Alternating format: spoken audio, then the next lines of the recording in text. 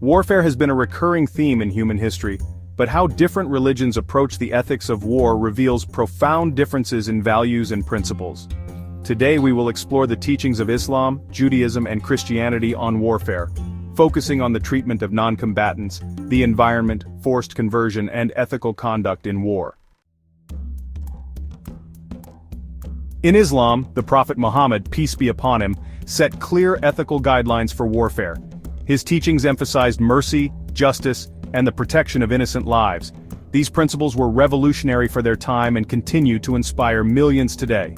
The Prophet Muhammad, peace be upon him, said, "Do not kill any old person, any child, or any woman." This command was given to his companions during military campaigns, ensuring that non-combatants were spared. He also forbade the destruction of trees, crops, and livestock, unless absolutely necessary for strategic reasons. This reflects Islam's deep respect for the environment, even in times of conflict. Islam strictly prohibits forced conversion. The Quran states, "There is no compulsion in religion. The right path has become distinct from the wrong. Faith in Islam must be accepted willingly and sincerely." The Prophet Muhammad, peace be upon him, also said, "Whoever forces someone to convert to Islam, it is not true Islam." This reinforces the idea that genuine faith cannot be imposed by force. In contrast, the Torah and the Bible contain passages that depict a more aggressive approach to warfare. These texts, while sacred to Jews and Christians, include directives that stand in stark contrast to the ethical teachings of Islam. For example, in the Torah, the Israelites were commanded, "You shall save alive nothing that breathes, but you shall devote them to complete destruction." This command was given during the conquest of Canaan, where entire populations, including women and children, were to be destroyed. While the Torah does limit the destruction of fruit-bearing trees, it permits the cutting down of non-fruit-bearing trees for strategic purposes. This contrasts with Islam's broader prohibition against environmental destruction. In another instance, the Bible commands, "Now go and strike Amalek and devote to destruction all that they have.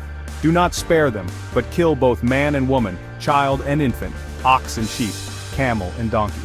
The Torah also commands the destruction of the religious practices of conquered peoples, reflecting a more coercive approach to dealing with non-believers. In Islam, the Prophet Muhammad, peace be upon him, emphasized ethical conduct in war, including respecting treaties, avoiding treachery, and treating prisoners of war with dignity. He said, "Feed the hungry, visit the sick, and free the captives."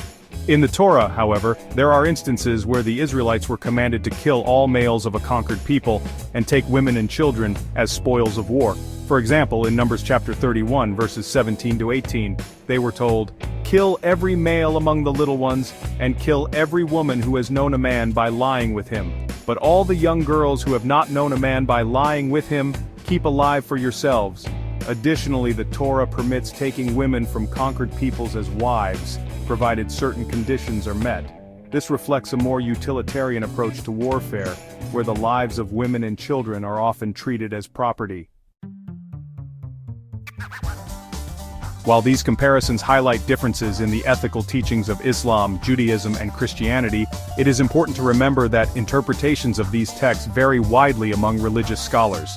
Many Jews and Christians emphasize the ethical and merciful aspects of their traditions, just as Muslims do. At their core, all three Abrahamic faiths share a commitment to mercy, justice, and compassion. By understanding these teachings, we can foster greater respect and dialogue among people of different faiths. Let us strive to learn from the past and build a future where the values of peace, justice, and humanity guide our actions. Thank you for watching.